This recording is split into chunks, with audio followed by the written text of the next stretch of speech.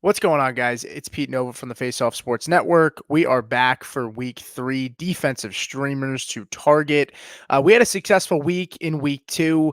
My favorite defense of the week was the Chargers, and they were 8% owned across fantasy formats, coming in at 6th on the week in fantasy points. We're looking to follow that up with another successful week.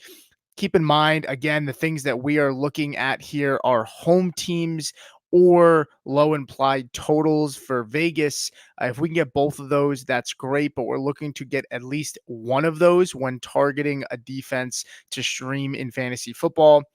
So let's just jump right into the first play of the week. It's going to be the Packers versus the Titans. I'm targeting the Packers here. They're 16% owned on Yahoo.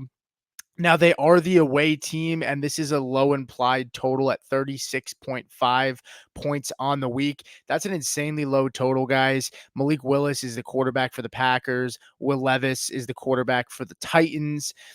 This Packers defense came out really strong against a Colts offense that, many expected to be a top 10 explosive offense this season.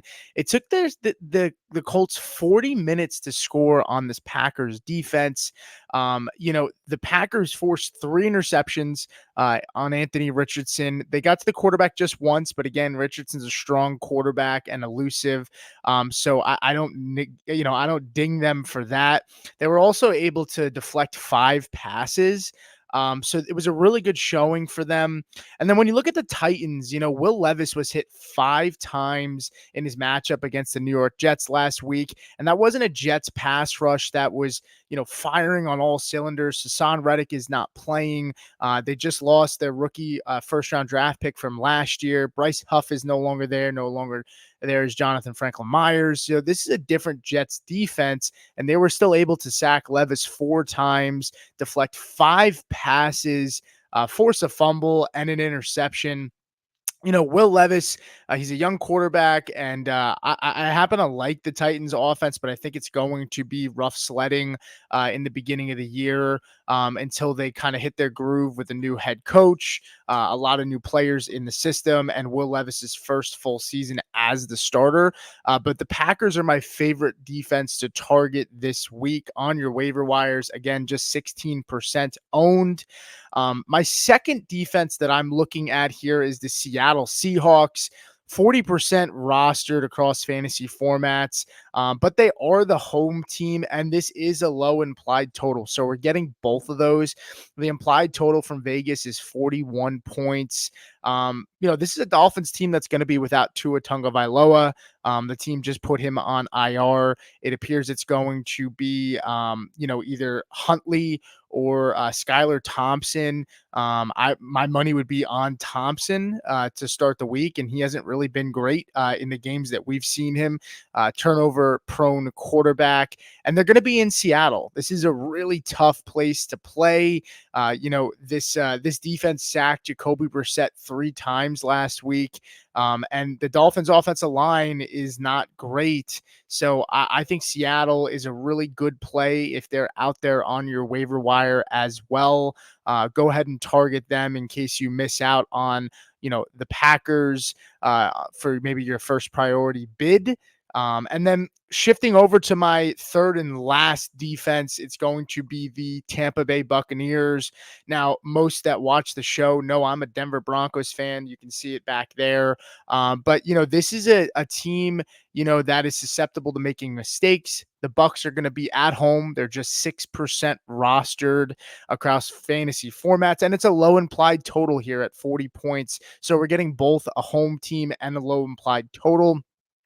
Bo Nix and this Broncos offense has struggled, 2 interceptions in both games, total of 4 on the season, a couple of fumbles from the offense as well in the first 2 weeks.